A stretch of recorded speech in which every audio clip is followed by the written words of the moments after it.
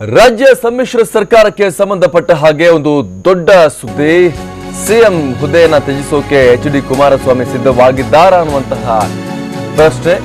ಜಮೀನಿನಲ್ಲಿ ಈ ಸರ್ಕಾರದ ಅಂತರಂಗದ ಎಕ್ಸ್ಕ್ಲೂಸಿವ್ ಮಾಹಿತಿಯನ್ನ ನಾವೀಗ ನೋಡ್ತಾ ಇದ್ದೀವಿ.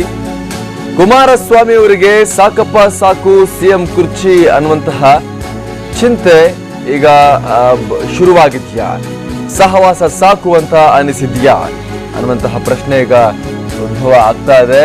ಅಂತಹ ಬೆಳವಣಿಗೆ ಈಗ ನಡೀತಾ ಇದೆ ಜೆಡಿಎಸ್ನ ಒಳಗೆ, ಸಮ್ಮಿಶ್ರ ಸರ್ಕಾರದ ಒಳಗೆ ಅನ್ನುವಂತಹ ವಿಚಾರ.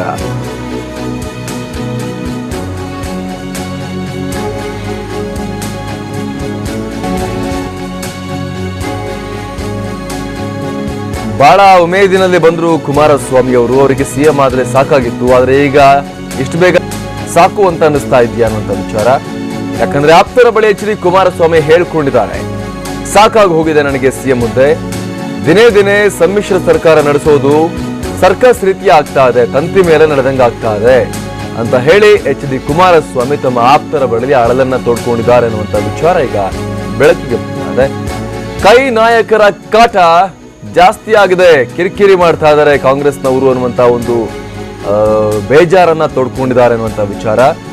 ಪಕ್ಷಕ್ಕಾಗಿ ಈ ಹುದ್ದೆಯಲ್ಲಿ ಅನಿವಾರ್ಯವಾಗಿ ಮುಂದುವರಿತಾ ಇದ್ದೀನಿ ಅಂತ ಕೂಡ ಕುಮಾರಸ್ವಾಮಿ ಹೇಳಿದ್ದಾರೆ ಆಪ್ತರ ಬಳಿ ಅನ್ನುವಂತ ಮಾಹಿತಿ ನಾವೀಗ ನೋಡ್ತಾ ಇದ್ದೀವಿ.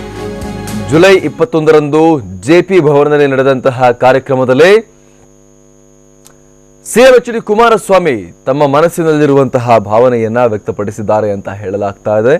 ಆ ಸಂದರ್ಭದಲ್ಲಿ ಮುಖ್ಯಮಂತ್ರಿ ಹುದ್ದೆ ಖಂಡಿತವಾಗ್ಲೂ ಕೂಡ ಸಾಕಾಗಿ ಹೋಗಿದೆ, 2 ತಿಂಗಳಿಗೆ ಕಾಂಗ್ರೆಸ್ನವರ ಕಾಟ ತಡೆಯಕ್ಕಾಗ್ತಾ ಇಲ್ಲ ಅನ್ನೋದನ್ನ ಹೇಳ್ಕೊಂಡಿದ್ದಾರೆ. ಆದ್ರೆ ಪಕ್ಷಕ್ಕಾಗಿ ಅನಿವಾರ್ಯವಾಗಿ ನಾನು ಈ ಹುದ್ದೆಯಲ್ಲಿದ್ದೀನಿ ಅಂತ ಹೇಳ್ಕೊಂಡಿದ್ದಾರೆ ಅನ್ನುವಂತ ವಿಚಾರ. ಅಂದ್ರೆ ಇಲ್ಲಿ ಕುಮಾರಸ್ವಾಮಿ ಅವರು ಅಧಿಕಾರದಲ್ಲಿ ಮುಂದುವರೆದಿರುವಂತದ್ದು ಅವರ ಪಕ್ಷಕ್ಕೋಸ್ಕರ ಅನ್ನುವಂಥದ್ದನ್ನ ಅವರು ತಮ್ಮ ಪಕ್ಷದ ಮುಖಂಡರ ಬಳಿ ಹೇಳ್ಕೊಂಡಿದ್ದಾರೆ ಸಭೆಯಲ್ಲಿ ಅನ್ನುವಂಥ ವಿಚಾರವನ್ನ ನಾವೀಗ ನೋಡ್ತಾ ಇದ್ದೀವಿ. ಅಂದ್ರೆ ಕುಮಾರಸ್ವಾಮಿ ಅವರು 37-38 ಸೀಟ್ ಗೆದ್ರೂ ಕೂಡ ಕಾಂಗ್ರೆಸ್ನ ಸಪೋರ್ಟ್ ಸಿಕ್ತು ಅಂದಾಗ ತುಂಬಾ ಖುಷಿಯಿಂದ ಹೋಗಿ ಮುಖ್ಯಮಂತ್ರಿ ಆದ್ರು. ಆದ್ರೆ ಆ ಮೊದಲ ವಾರದಿಂದನೇ ಅವರಿಗೆ ಅರಿವಾಗ್ಲಿಕ್ಕೆ ಶುರುವಾಗಿತ್ತು, ಇದು ಅಷ್ಟು ಸುಲಭದ ಮಾತಲ್ಲ ಅನ್ನುವಂಥ ವಿಚಾರ.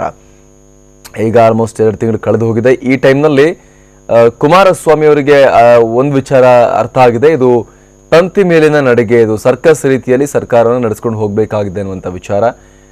ಅವು ಎಡಗಾಲಿಟ್ರೆ ಆ ಕಾಲಿ ಹಾಕಿಟ್ರಿ, ಬಲಗಾಲಿಟ್ರೆ ಬಲಗಾಲಿ ಹಾಕಿಟ್ರಿ, ಎಲ್ಲ ಈ ಪ್ರತಿಯೊಂದಕ್ಕೂ ಕೂಡ ಕುಮಾರಸ್ವಾಮಿ ಅವರಿಗೆ ಪ್ರಶ್ನೆಗಳನ್ನ ಕೇಳಲಾಗ್ತಾ ಇದೆ. ಕೂತ್ರೆ ಯಾಕೆ ಕೂತ್ರೆ, ನಿಂತ್ರೆ ಯಾಕೆ ನಿಂತ್ರಿ ಅನ್ನೋ ರೀತಿಯಲ್ಲೂ ಕೂಡ ಅವರಿಗೆ ಯಾವುದೇ ನಿರ್ಧಾರ ತಗೊಂಡ್ರು ಕೂಡ ಕಾಂಗ್ರೆಸ್ಗೆ ಉತ್ತರವನ್ನು ಕೊಡಬೇಕಾದಂತಹ ಪರಿಸ್ಥಿತಿ ಕುಮಾರಸ್ವಾಮಿ ಅವರಿಗೆ ಇದೆ. ಪ್ರತಿಯೊಂದಕ್ಕೂ ಕೂಡ ಅವರು ಸಮಜಾಯಿಷಿ ಕೊಟ್ಕೊಂಡು ಉತ್ತರ ಕೊಟ್ಕೊಂಡು ಪ್ರತಿಯೊಂದಕ್ಕೂ ಕೂಡ ಯಾಕಿದ್ದೀನಿ ಇಂಥ ನಿರ್ಧಾರವನ್ನ ಯಾಕೆ ಕೈಗೊಂಡೆ ಅಂತ ಹೇಳಿ ಕಾಂಗ್ರೆಸ್ಗೆ ಎಕ್ಸ್ಪ್ಲೇನ್ ಮಾಡಿಕೊಂಡು ಮುಂದೆ ಹೋಗಬೇಕಾದಂಥ ಪರಿಸ್ಥಿತಿ ಇದೆ. ಒಂದು ರೀತಿ ಉಸಿರುಗಟ್ಟಿಸುವ ವಾತಾವರಣದಲ್ಲಿ ತಾನಿದ್ದೀನಿ ಅನ್ನುವಂಥ ವಿಚಾರವನ್ನ ಪಕ್ಷದ ಸಭೆಯಲ್ಲಿ ಕುಮಾರಸ್ವಾಮಿ ಹೇಳ್ಕೊಂಡಿದ್ದಾರೆ ಅನ್ನುವಂಥ ವಿಚಾರವನ್ನ ನಾವೀಗ ನೋಡ್ತಾ ಇದ್ದೇವೆ.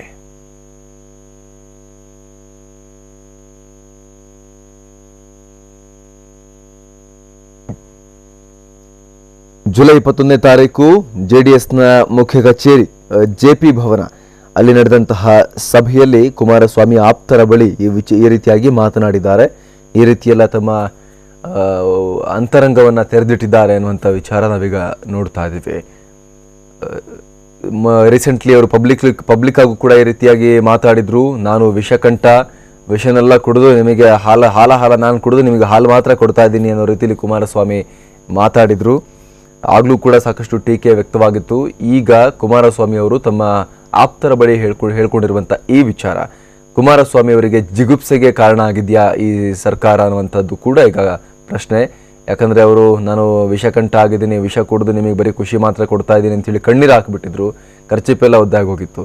ಸೊ ಇವಾಗ ಕುಮಾರಸ್ವಾಮಿ ಅವರು ಈ ರೀತಿಯಾಗಿ ಆಪ್ತರ ಬಳಿ ಹೇಳ್ಕೊಂಡಿರುವಂಥದ್ದು ಈ ಸರ್ಕಾರ ಹಾಗಾದ್ರೆ ಎಷ್ಟು ಸಹಜವಾಗಿ ನಡೀತಾ ಇದೆ ಅನ್ನೋದ್ರ ಬಗ್ಗೆ ಒಂದು ಕ್ವಶನ್ ಮಾರ್ಕ್ ಅನ್ನ ಇಲ್ಲಿ ಖಂಡಿತವಾಗ್ಲೂ ಕೂಡ ಮೂಡಿಸ್ತಾ ಇದೆ.